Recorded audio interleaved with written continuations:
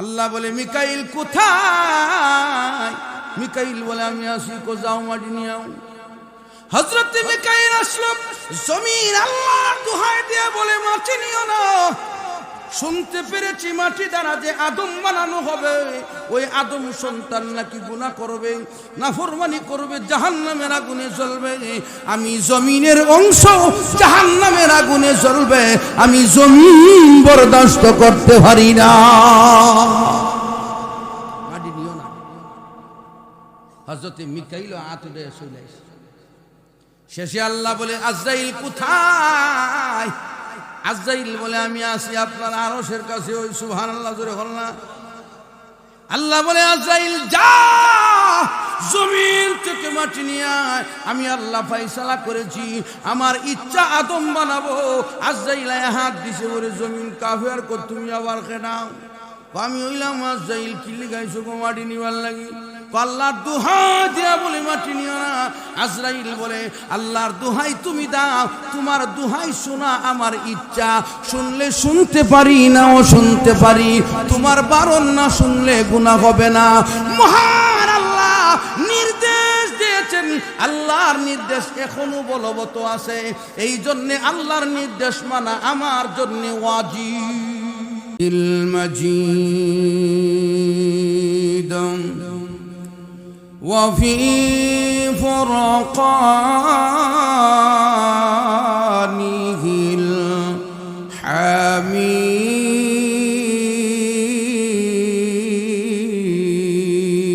الحميد أفحسبتم أنما خلقناكم عبثا وأنكم إلينا لا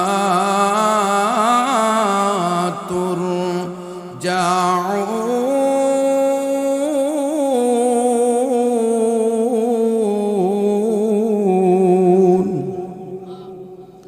وقال النبي صلى الله عليه وسلم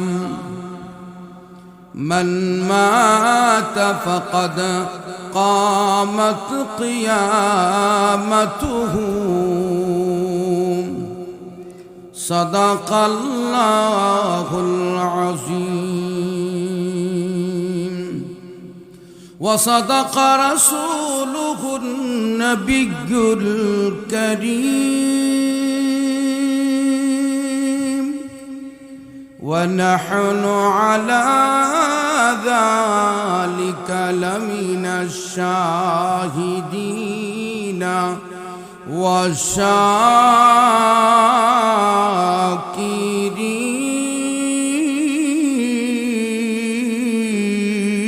والشاكرين والحمد لله رب العالمين.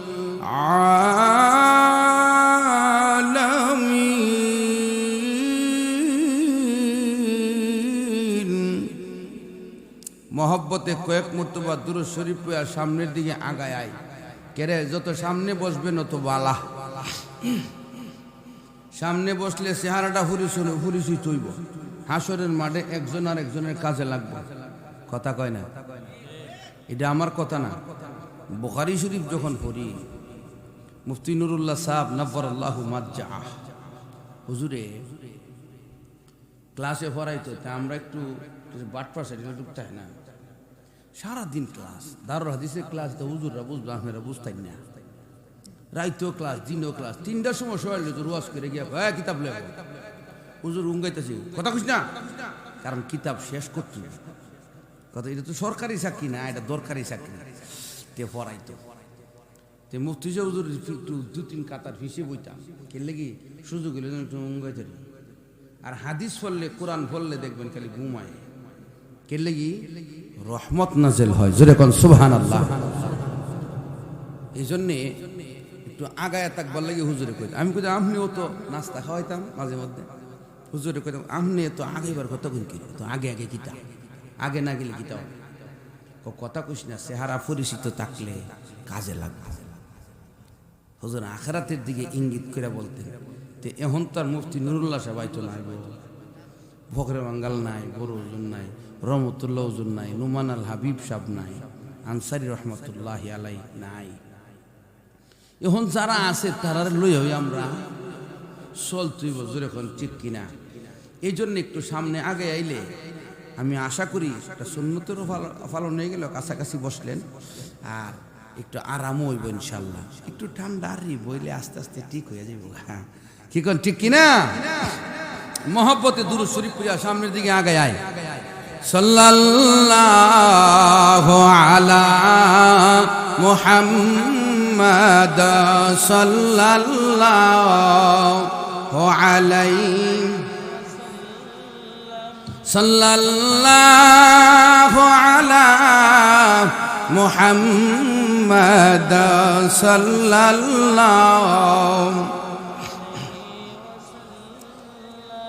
इसके महबूब खुदा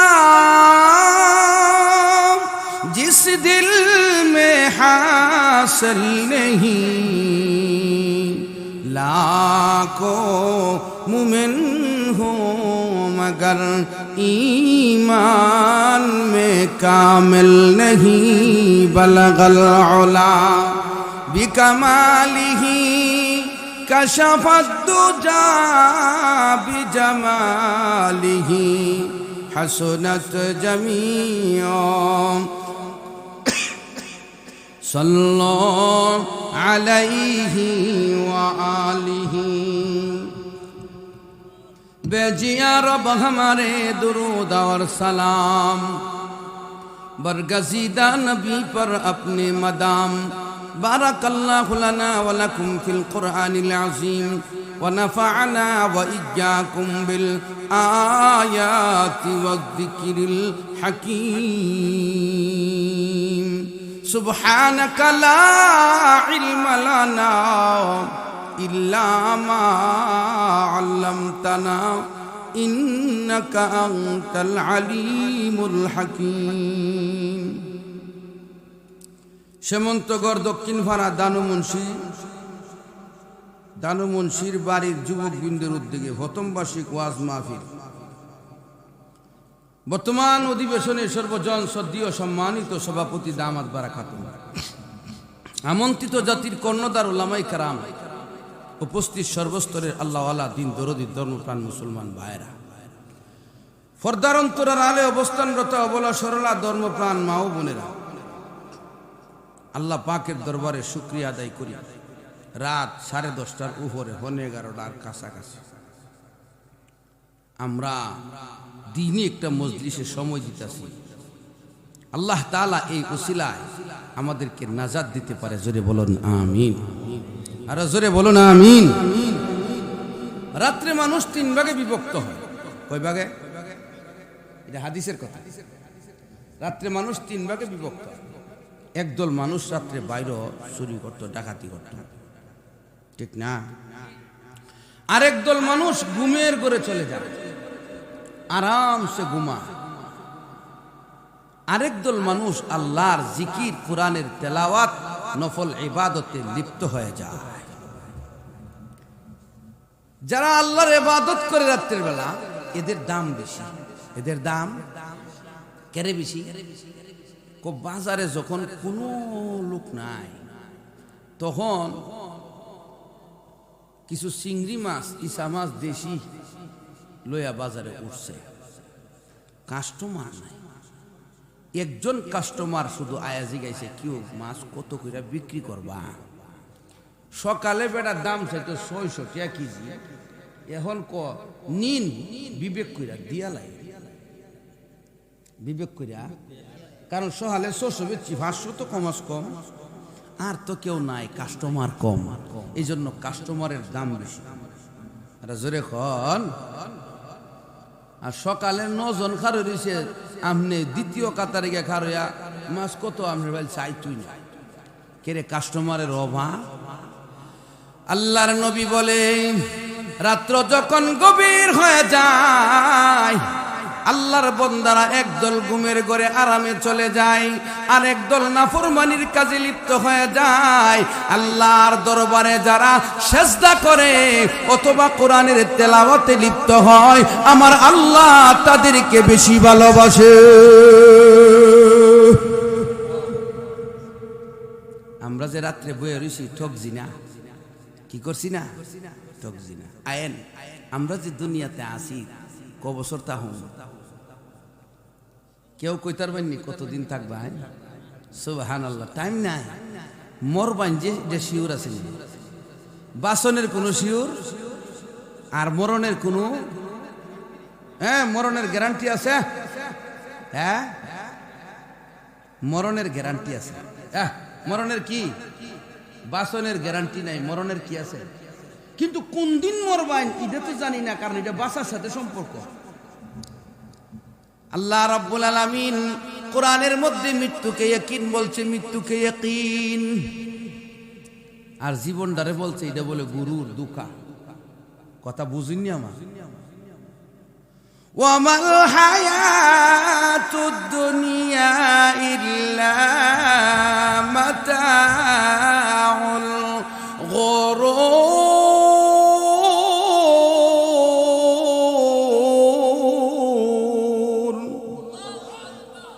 আল্লাহ বলে দুনিয়ার জিন্দেগিটা একটা দুকা, অল্প দিনের উপভোগের দুকা। মাতা অর্থ অল্প দিনের উপভোগের বস্তু। ভালো করে মন দিয়ে শুনবেন। বউ তালাক দিলে শরীয়ত সম্মত পদ্ধতিতে বউরে 3 মাস 13 দিনের কি দন লাগে? খরপুশ। কি দন লাগে? কি দন লাগে? খরপুশ। আর কি? থাকার জায়গা। এটাকে বলা হয় মাতা। কিতাবুত তালাকের মধ্যে এটাকে মাতা বলছে, মাতা। এই খরপুশ 3 মাস 13 দিন দিব। আর স্বামী মরে গেলে কত? 4 মাস 10 দিন। মাশাআল্লাহ। আর যদি বিবি হামেলা হয়, ওয়াসে হামল পর্যন্ত, মানে বাচ্চা প্রসবের আগ পর্যন্ত। তালাকের কথা নেই। 3 মাস 13 দিন পর্যন্ত সুযোগ দেওয়া হয়, খাবার দেওয়া হয়, পোশাক দেওয়া হয়, বাসস্থানের জন্য ঘর দেওয়া হয়। এটাকে আল্লাহর নবী মাতা বলেছেন। মাতা কেন মাতা? এই অল্প দিনের পরে আর দেওয়া হবে না। আল্লাহ রাব্বুল আলামিন ঠিক তেমনি ভাবে দুনিয়ার জিন্দেগির উপভোগের জিনিসগুলোকে মাতা বলছে। ওমাল হায়াতুদ দুনিয়া ইল্লা মাতা। দুনিয়ার জিন্দেগির অল্প দিনের উপভোগের সমস্ত বস্তু হইল মাতা। এরপরে এই মাতার পিছনে পড়িয়া অল্প দিনের বুক পাইয়া, আরাম আয়েশ পাইয়া, দুকাই পড়িয়া আখিরাত বলিয়া যায়, মৌলাকে বলিয়া যায়, মৃত্যুর কথা বলিয়া যায়। এই জন্য এটা হলো গরুর দুকা। তাইলে জীবনটা হইল দুকা, মরণটা। وَاعْبُدْ رَبَّكَ حَتَّى يَأْتِيَكَ الْيَقِينُ।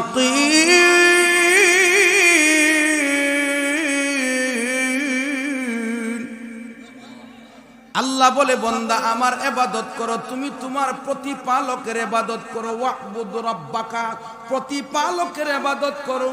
কতক্ষণ পর্যন্ত? হাত্তা দিয়া সীমানা নির্ধারণ করে। হাত্তা ইয়াতিয়াকাল ইয়াকিন। ইয়াকিনের অর্থ হলো মৃত্যু। মৃত্যু আসার আগ পর্যন্ত ইবাদত করো। বোঝা গেল মৃত্যু হবে, এটা ইয়াকিন বলে আল্লাহ ঘোষণা দিয়েছেন। আর হায়াতে জিন্দেগিকে মাতাউল গুরুর বলেছে।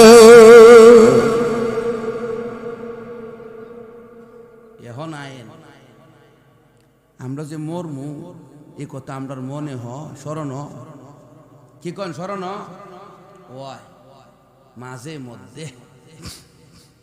আল্লাহর নবী বলে, উম্মতেরা শুনো, যে ব্যক্তি প্রতিদিন 20 বার মরণের কথা স্মরণ করে, কতবার? 20 বার মৃত্যুর কথা স্মরণ করবে, ওই দিন যদি তার মরণ হয়ে যায় আমার আল্লাহ তাকে শহীদের মর্যাদা দান করবেন। শহীদের মর্যাদা দিবেন। ওকে লাগিয়া মরণের কথা স্মরণ করলে গলা কাটা শহীদের মর্যাদা হইব, অথচ শহীদ হইছে না, যুদ্ধের মাঠেও গেছে না, তরবারি হাতে নিছে না, ঘোড়ার পিঠে উঠন লাগছে না, নিজের শরীরে ক্ষত জোরান লাগছে না, এর পরেও এত বড় মর্যাদা কেন ভাবে? শহীদ যেমন শহীদ হওয়ার পরে তার জিন্দিগিটা আল্লাহর পথে চলে যায়, 20 বার যদি কেউ মৃত্যুর কথা স্মরণ করে তাইলে 24 ঘন্টায় দিন রাত, 24 ঘন্টায়, এই 24 ঘন্টার ভিতরে ঘুমা ক ঘন্টা? নিচে 7 ঘন্টা 6 ঘন্টা, কথা কয় না? 24 থেকে 6 বাদ দিলে তাহে কত? 18 মধ্যে হিসাব পায় না, আছে না? এই সময় কি আর অন্য কোনো কাম চলে? এর পরে গোসল আছে না, মিলাইয়া ধরেন আরো 1 ঘন্টা গেল, কত? 7 রইল কত? 17 ঘন্টার মধ্যে নিজে নিজে আপ যদি কারো মৃত্যুর কথা একবার স্মরণ হয়, কমাস কম 1-1.5 ঘন্টা তার বইটা থাকতো না। এই বেটা কি গুনাহ করতে পারবো? এই মহিলা কি গুনাহ করতে পারবে? গুনাহ করতে পারবে না।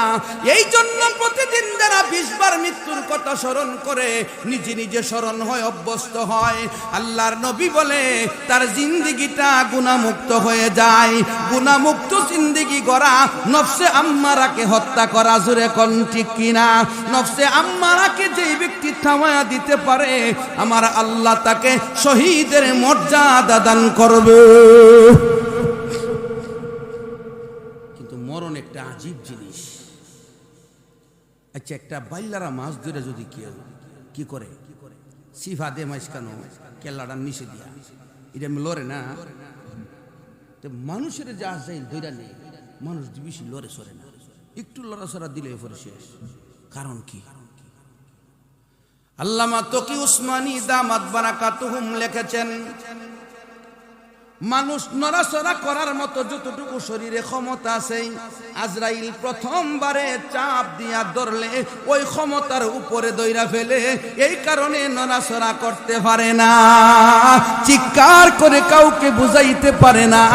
আল্লাহ রাব্বুল আলামিনের বান্দারা যদি এইভাবে চিৎকার করে কান্না করে বুঝাইতে পারত, দুনিয়ার মানুষ বেহুশ হয়ে যাইত।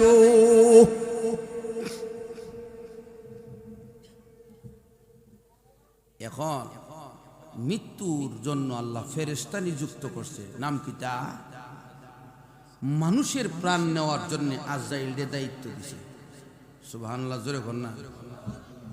মখলুকাত অন্যান্য যারা আছে তাদের জীবন নেওয়ার জন্য আল্লাহ দায়িত্ব দিছে অন্য ফেরেশতারারে, তবে এরা কাজ করব আজরাইলের মাথা হাতে, আজরাইলের মাথা হাতে। আজরাইল যেইভাবে পরিচালনা করে তারা ওইভাবে পরিচালিত হবে, কিন্তু মানুষের আত্মা নেওয়ার জন্য আজরাইলকে দায়িত্ব দেওয়া হয়েছে। আল্লাহ রাব্বুল আলামিন বলে, বান্দা তুমি দুনিয়াতে যাওয়ার 50 বছর আগে তোমার মৃত্যু লেখা হয়ে গেছে। সুবহানাল্লাহ। আচ্ছা, মার বয়স যদিও 30, নানির বয়স কত? না, মার বয়স 30, নানির বয়স 45, 46, 47, এর বেশি না। কি কোন ঠিক কিনা? আচ্ছা, আর যদি মার বয়স কত 18, 17, সরকারি হিসাব ওরা কি কই, আর নাহলে আবার কৌজোরা সরকারি হিসাব মানে না। তে মার বয়স যদি 17, তাহলে নানির বয়স কত হইব? 30, 32। নানির মার বয়স হইব 47, 48, 50। তাইলে মা তো আর হই নাই, নানি তো আর হই নাই, নানির মা মাত্র দুনিয়ায় আসছে, ওই সময় আমার আপনার মৃত্যু লেখা হয়ে গেছে। আপনি তো আসার প্রশ্নই নাই। বাবুল মাকাদিরের মধ্যে হাদিস উল্লেখ করেছেন, মুত্তাফাকুন আলাইহি হাদিস।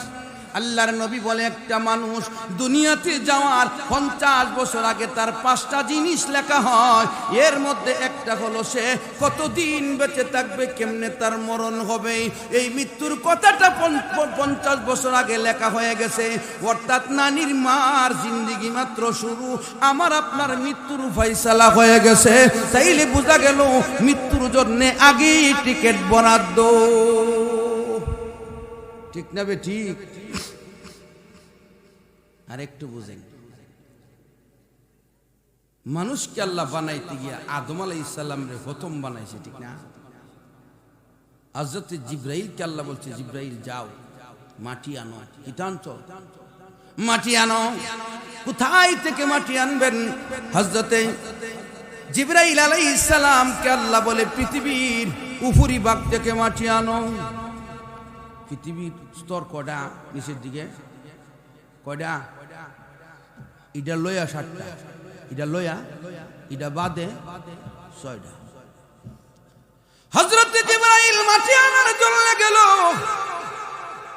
আদমকে তৈয়ার করা হবে মাত্র, কিন্তু মাটি যখন আনতে গেছে জমিনের উপরে এইভাবে হাত দিছে। কুতুবী শরীফে বর্ণিত হাদিস। পৃথিবী কেঁপে উঠছে। আজরাইল জিবরাইলকে বলে, তুমি কে? বলে, আনা জিবরাইল। কেন আসছো? আমি এক কবজা মাটি নিতে চাই, এক মুষ্টি মাটি নিতে চাই। জমিন বলে, কেন? বলে, আদম তৈয়ার করা হবে। তখন পৃথিবীর অংশটা একা বলে, ও জিবরাইল মাটি নিও না, আমি আল্লাহর দোহাই দিয়া মানা করি। আল্লাহর দোহাই দিলে ফেরেশতা কাঁপে উঠবো, ঠিক না?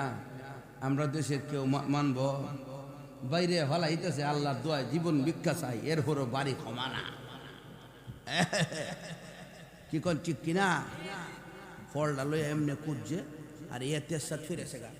গাইজন মার হগলি দেখ তোর আল্লাহর দোয়া, আশপাশের হগলি ডাকতেছে আল্লাহর দোয়া, এ কি আর ইতা মানে? একটা কথা মনে রাখবেন, কোন রুগীর জিনে ধরছে, কত চিকিৎসা দিলেন, যাইতেছে না, যাই না, আবারও আসে। জিনটাকে হাজির করে যদি কবিরাজ বলে, তোমাকে আল্লাহর দোহাই দিয়ে বলি চলে যাও, এই জিন এখান থেকে চলে যেতে হবে। যদি না যায়, নূরের তৈরি ফেরেশতাদের মাধ্যমে সাইজ করে দেওয়া হয়। কথা বুঝিনি আমার? শেষ চিকিৎসা। হযরত জিবরাইলকে বলা হলো, আল্লাহর দোহাই দিয়ে বলি মাটি নিও না। জিবরাইল আলাইহিস সালাম কাঁপতে শুরু করছে, আতুরেলিস।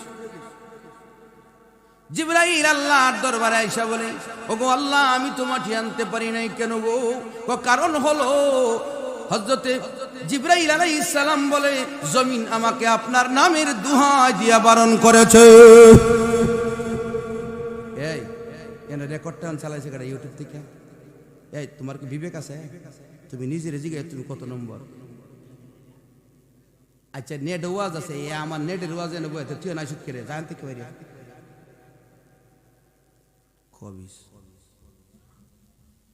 আচ্ছা, এদিকে হযরত জিবরাইল বলে, আল্লাহ আপনার নামের দোহাই দেওয়ার সাথে সাথে আমার ভিতর কেঁপে উঠেছে।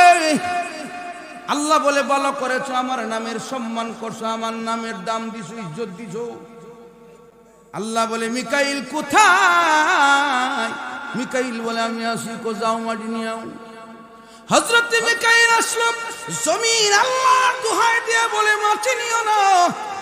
শুনতে পেরেছি মাটি দ্বারা যে আদম বানানো হবে, ওই আদম সন্তান নাকি গুনাহ করবে, নাফরমানি করবে, জাহান্নামের আগুনে জ্বলবে।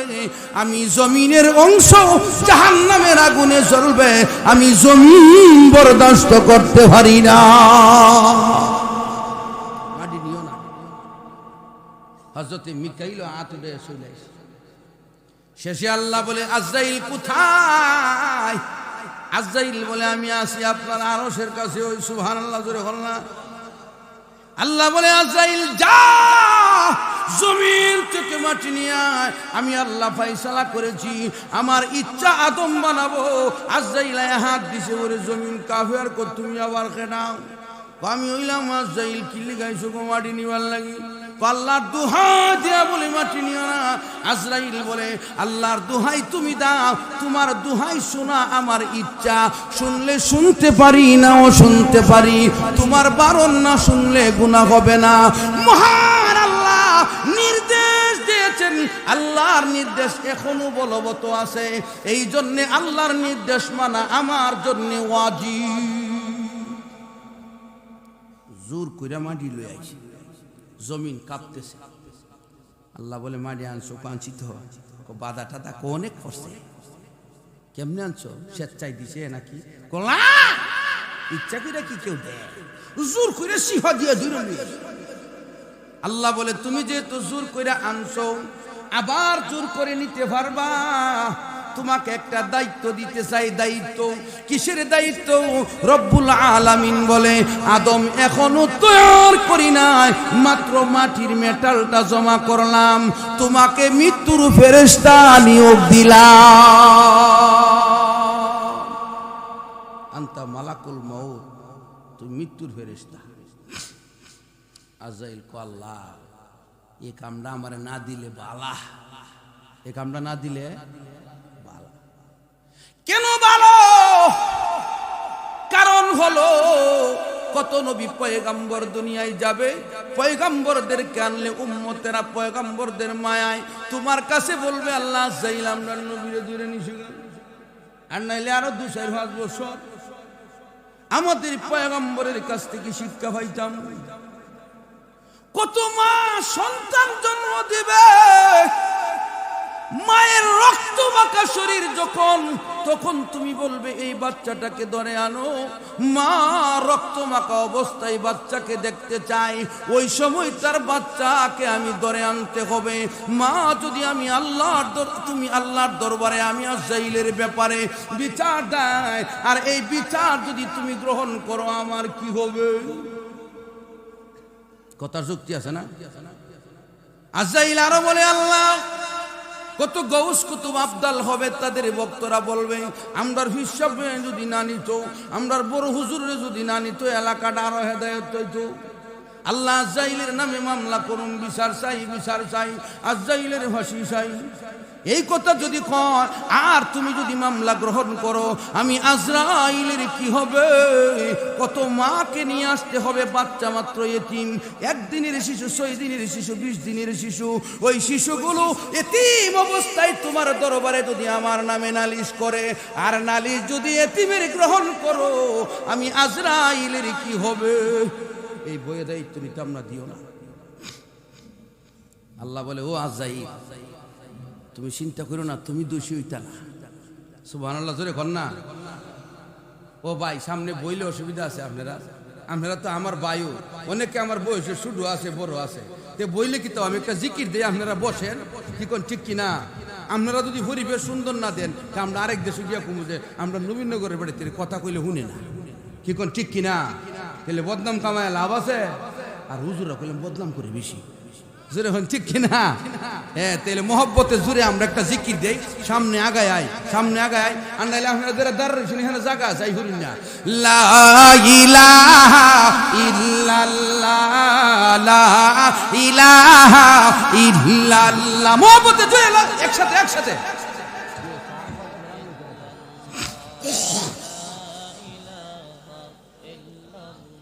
এ আওয়াজ হইতো না তো, আওয়াজটা জুড়ে দিতিব।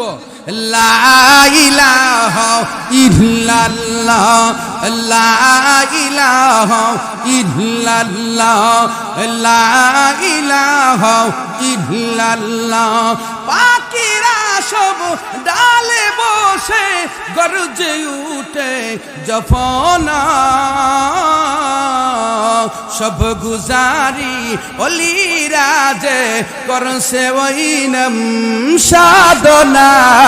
লা ইলাহা ইল্লাল্লাহ। জোরে সবাই জবান খুলে একসাথে। লা ইলাহা ইল্লাল্লাহ মুহাম্মাদুর রাসূলুল্লাহ সাল্লাল্লাহু আলাইহি সাল্লাম। আজরাইল আলাইহিস সালাম রে আল্লাহ কয় তোমারে ফাটাইবার আগে আমি একটা ওসিলা ফাটাইম প্রত্যেকের কাছে, আলাদা আলাদা ওসিলা। একজন অসুস্থ মুমূর্ষ, শ্বাস নিতে পারে না, তখন ছেলে মেয়েগুলি আব্বা যে কষ্টে আছে এর থেকে হয়সালা হয়ে গেলে গই দাবি আর আছে দুষ্কার শ্বাসকষ্ট, কথা কয় না। আপনারা আমার সাথে একটু কথা কয়েন, কিছু লোক তো আমার কথা শুনতেছে না, আমি ভাবছিলাম একটু বাড়ায় বয়ান করো, মাইক যদিও বালা না, কিন্তু আপনারা আমার সাথে মিচিং হইতেন না, বুঝালাইছি। এরপরেও না খেয়েছি তো ধরে গামতা বাপ খাইলে তো আরো গাম শীত আছে নি কি কর, এর চেয়ে কত কঠিন শীতের মধ্যে বইয়া গান হয় জোরে ঠিক কিনা। আর আল্লাহর কামে হইলে শীতের দিন যাক ওইদিকে যাই লাভ নাই, ওইটা দোষ হইল শ্বাসকষ্ট, দোষ কি তা শ্বাসকষ্ট। আরেক বেটার বাপ বুড়া হয়ে গেছে, এমন বুড়া হয়েছে চলতারে না, এ ডাকাতা হ্যাঁ বউরে লইয়া, আর মা আর বাপ হেন কষ্ট করে এমনি এমনি ওগুলি ফোন দেখো কিরে তোর মা বাপের দিকে নজর দিতারস না, এমনে মনে দোয়া করে মা বাপ তাহলে মানুষ কুড়া দে ফোন দিয়া কো আল্লাহ যদি একটা হয় সালা। কথা বুঝিনি, এটা হলো ভূতের মনের কথা, প্রকাশ করে না। আর ভূতের বউ তো একবারে কতমি অনুসরে দোয়া করে, শ্বশুর শাশুড়ি ময়রা ঠাড়া হয়ে জায়গা দেয় জোরে হন ঠিক কিনা।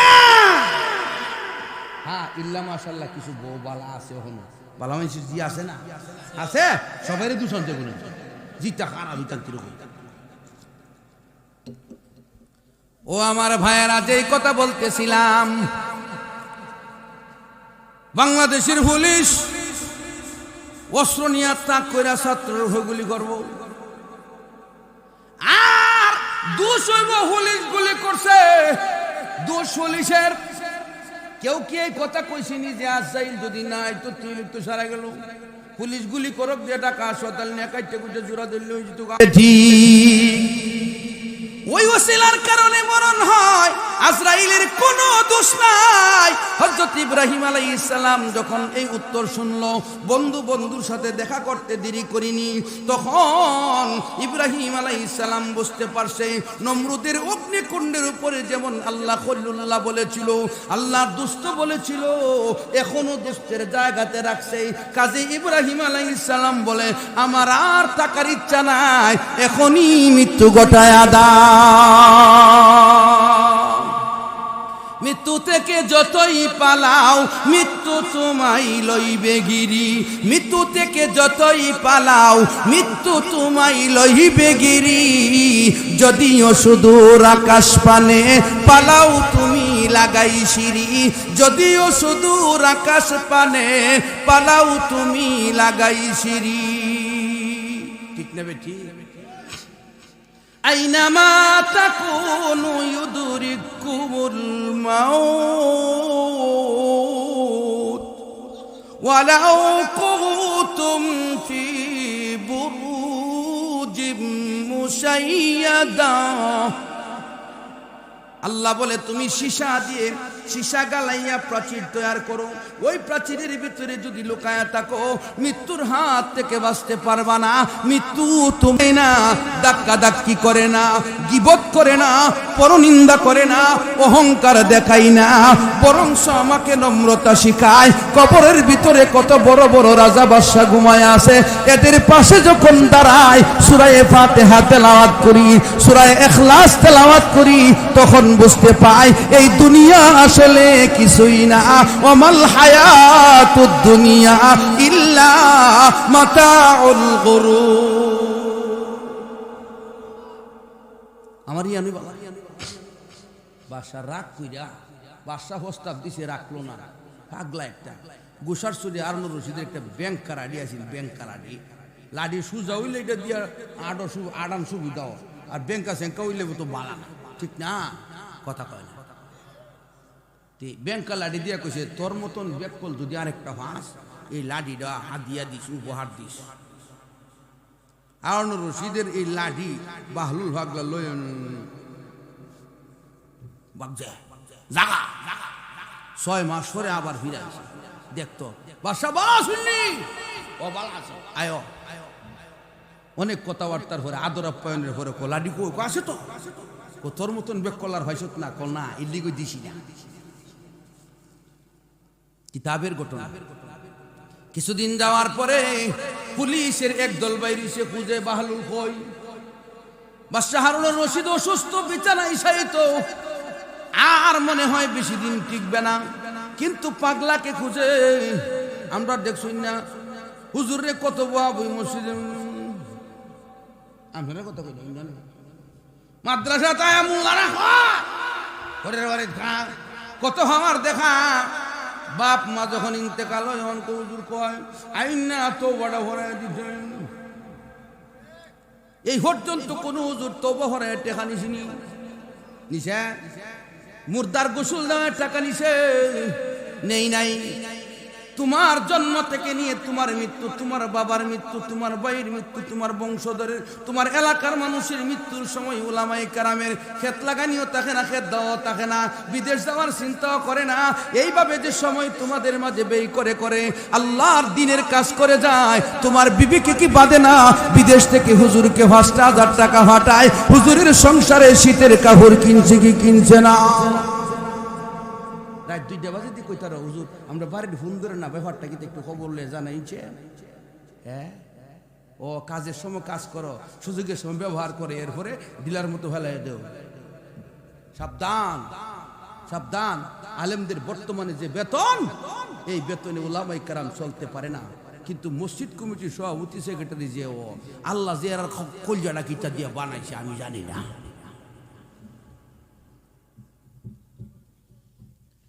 হুজুরের বেতন ২,০০০ বাড়াইলে এর আর মাথা নষ্ট হয়ে যায়। টাকাটা কি আপনি দিবেন? সমাজে দিব? সমাজে কে দিব? আল্লাহ দিব। হুজুর যদি মসজিদে তাহাজ্জুদের নামাজ পড়ে পড়ে আল্লাহকে বলে আল্লাহ এলাকার মানুষকে তুমি ধন সম্পদ বাড়ায়া দাও, প্রবাসে যারা আছে তাদের সম্পদ বাড়ায়া দাও, হালাল পথে কামাই রোজগার বাড়ায়া দাও, আল্লাহ দিব কি দিব না? হুজুর তো দোয়া করতেছে, তুমি হুজুরের দোয়াই বুক করতেছো, আর হুজুরের বাজারে কষ্ট করে, হুজুরের সংসারে কষ্ট করে, ছেলে মেয়েকে উপযুক্ত খাবার দিতে পারে না। তোমার কি লজ্জা লাগে না? তোমার কি বিবেকে একটু বাঁধে না? তুমি কোন ধরনের মুসলমান?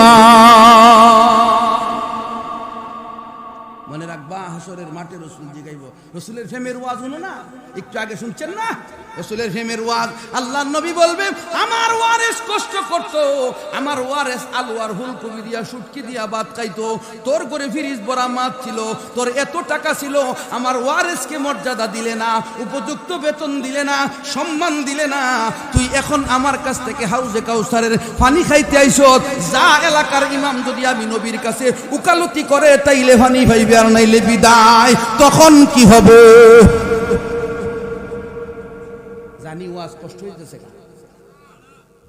ওয়াজ কষ্ট হয়েছে, উচিত কথা তো, এমন উচিত কথা কইলে আমার আব্বাও করবো, তোর অংশ দিতাম না। ও ভাই, একটু ভালো করে চিন্তা করেন, নবীর ওয়ারেস, এদেরকে ইজ্জত দেন, এদেরকে সম্মান দেন। এরা জীবন থাকতেও কাজে লাগে, মরণেও কাজে লাগে।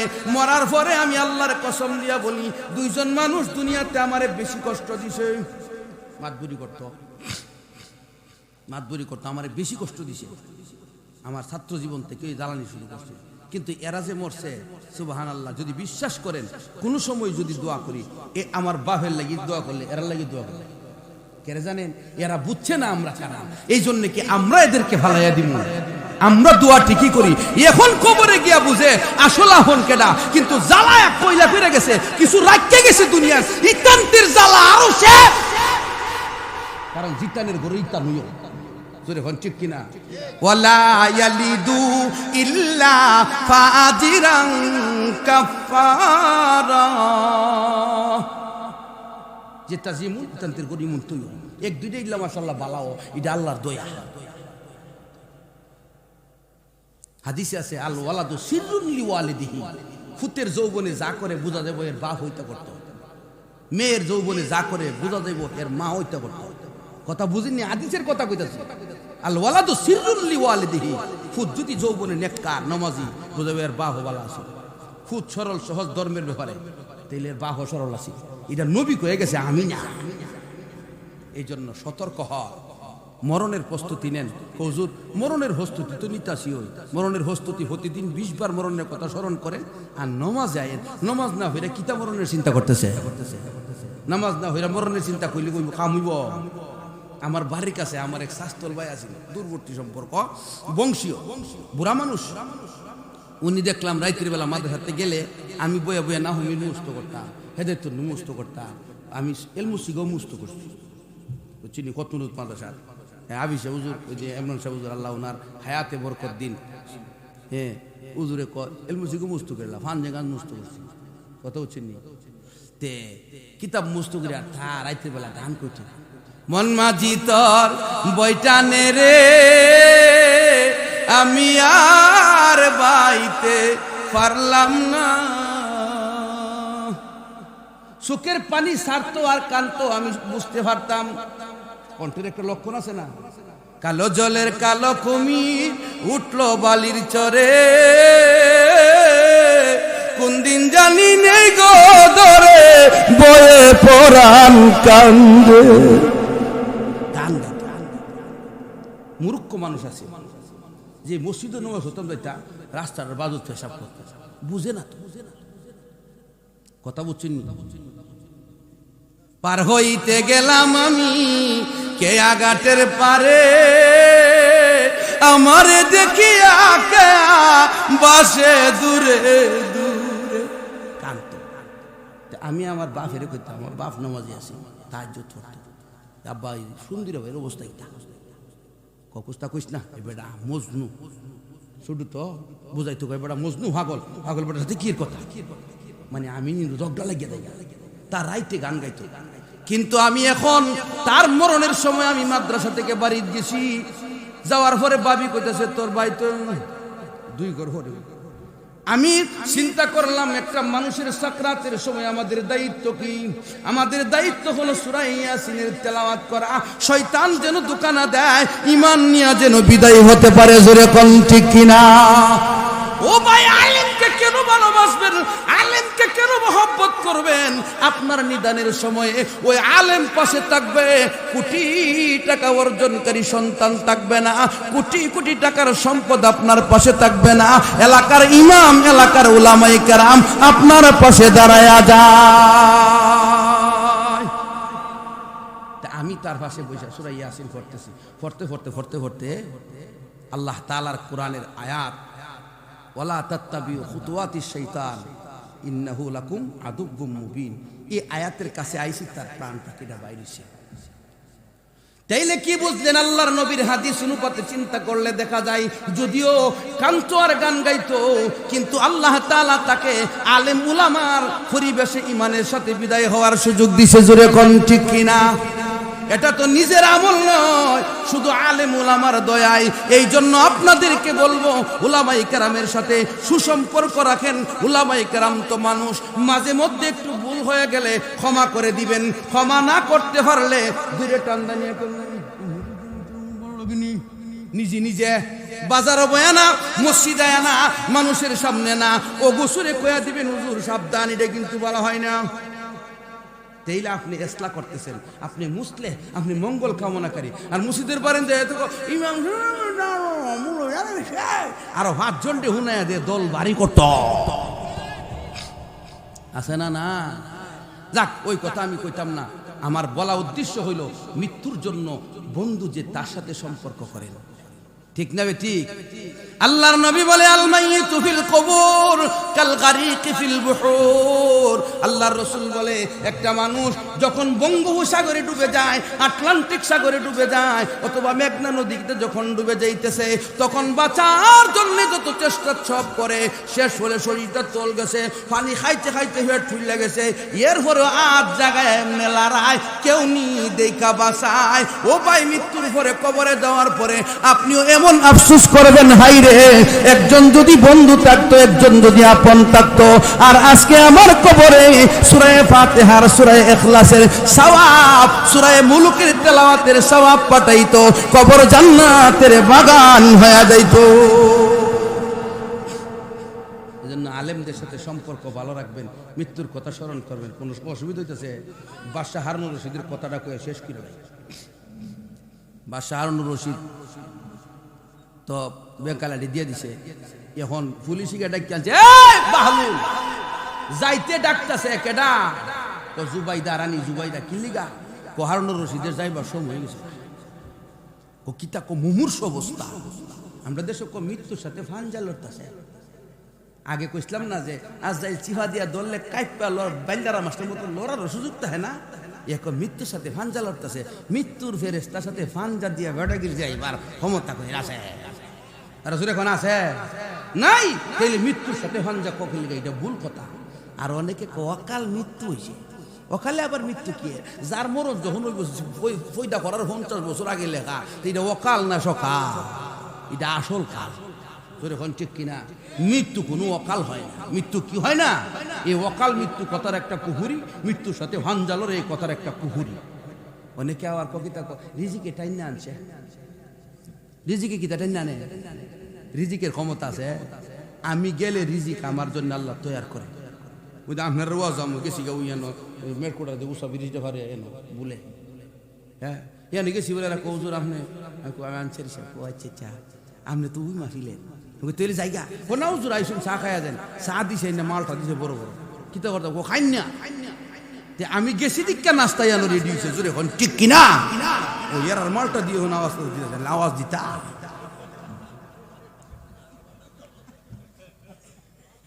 আমরা দূরের মেহমান, আমরা তো এলাকা দাই না। তখন ওটার জন্য আইসি ইয়ানো মেরকুটা বাজার একটা ছাত্র ফাটাই দিলে তালে বেলে তো ইয়ে লই তাই ঠিক না, আমরা চিনি না। আর আমরা গাড়ি তো নেচা গাড়ি লাগি থাকা, এটা একটু সতর্ক থাকবেন। ভবিষ্যতে উলামায়ে কেরাম যারা আইবেন কথা বুঝছেন না, সতর্ক থাকবেন। আর নাইলে বলে হুজুর গাড়ি এনে রাখতে দিই, আমরা হুন্ডার আনছি ইচ্ছা দেন না, কথা বুঝছেন না। প্রাইভেট কারে বাঙ্গা রাস্তা 1 কিলোমিটার যাইতে আধা ঘন্টা লাগে, আর সিএনজি আর হুন্ডার ফোন লাগা কি কোন ঠিক কিনা? জেডার আবার মিনিট উচ্চাতে হন প্রাইভেট কারের হুন্ডা হইতে না বিষয়টা জোরে হন ঠিক কিনা? কিছু কয়ে যাওয়ার লোক জানালে বুঝবো। আচ্ছা একটা জিকির দেন, তারপরে বাহলুলের কথাগুলো শেষ কইরা আমি শেষ করে দিব। জিকির দিতে রাজি নি? কেডা কেডা জিকির দিতে না তো দেন? বুঝছে না বুঝছে না? না না বাপসে কি যে উজুরে তো বলতা বাইলি কইতাছে এইটাও বাইলি হইব জোরে হন ঠিক কিনা? জোরে জিকির দেন।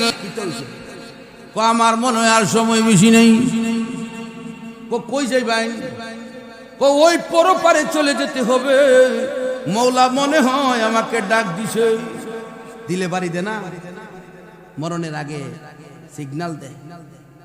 40 দিন আগে 41 দিন আগের থেকে সিগন্যাল দেয়। কিন্তু আমরা দুনিয়ার পাগল হয়ে এগুলোর খবর ওই যে মাতাউল গরুর দুনিয়ার দুকায় ভরে যায়, দুকার কারণে আসল কথার খবর থাকে না। হারুন রশিদের জিজ্ঞাসা করে বাহলুল, ও আপনি যে দেশে যাইবেন রাস্তা চিনিনি? খোলা রাস্তায় কত হাজার সৈন্য নিবেন সঙ্গে করে? বাদশা গেলে তো সৈন্য নেই। খোলা টাকা পয়সা কি? কিচ্ছু না। তাইলে আপনার সরু সামানও নাই, কেউ আপনার সাথী সঙ্গী হইবনি? কলা কো ম্যাডাম যেত না কলা ও তাইলে এতগুলো কেন আপনি তৈরি করলেন? রাজমহলে এতটা কিছু কেন করলেন? কার জন্য করলেন? সব তো আপনি ফেলে চলে যেতে হবে। বাহলুল বলে এই যে দুনিয়ার রাজত্ব, টাকা পয়সা, বাড়িঘর সব আপনি ফেলে চলে যাবেন, এগুলো অর্জন করতে গিয়ে আল্লাহর জিকির করতে পারেন নাই, মৌলার কথা স্মরণ করতে পারেন নাই। আপনি মৌলাকে ভুলে গেছেন, মৌলার পথে এত বেশি আপনার শ্রম দেওয়া হলো না। তাইলে আপনার সঙ্গী তো একমাত্র নেক আমল, আপনার সাথে তো কেউ যাবে না, কিছুই যাবে না। তাইলে আপনি তো বেককলের মতো অন্যের জন্য কাজ করে গেলেন, অন্যদের জন্য রেখে গেলেন। নেন আপনার বাঁকা লাঠি, আপনাকে দিলাম, আমার চাইতে বড় বেককল থাকলে আপনি আসেন। হারুন রশিদ চোখের পানি ছেড়ে কান্দে। এই জন্য ভাই একটা কথাই বলবো, মরণের কথা স্মরণ করবেন। বোনের জায়গা কম দিয়েন না, ভাইয়ের জায়গা কম দিয়েন না, বড় ভাই ছোট ভাইয়ের ঠকাইয়েন না, ছোট ভাই বড় ভাইয়ের উপর জুলুম কইরেন না, সমাজের কোন মানুষের উপর অত্যাচার কইরেন না। আপনি চলে যাবেন সব রাইখা, এগুলো আপনার জন্য কিছুই কাজে আসবে না। কাজে আসবে 5 ওয়াক্ত নামাজ, হজ, যাকাত, জিকির, আজকার আর নেককার বন্ধু বান্ধব। أفحسبتم أنما خلقناكم عبثا وأنكم إلينا لا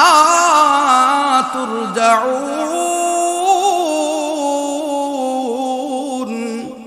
আল্লাহ আল্লাহ বলে বান্দা তুমি কি মনে করেছো তোমাকে আমি আল্লাহ এমনি তৈরি করেছি, আমার কোনো উদ্দেশ্য নাই, আমার উদ্দেশ্য আছে, উদ্দেশ্য হলো গোলামি করা। অন্য আয়াতে বলা আছে আর গোলামি করো আর না করো আমি আল্লাহর কাছে তোমাকে ফিরে আসতে হবে, না আইসা ফারতাই না।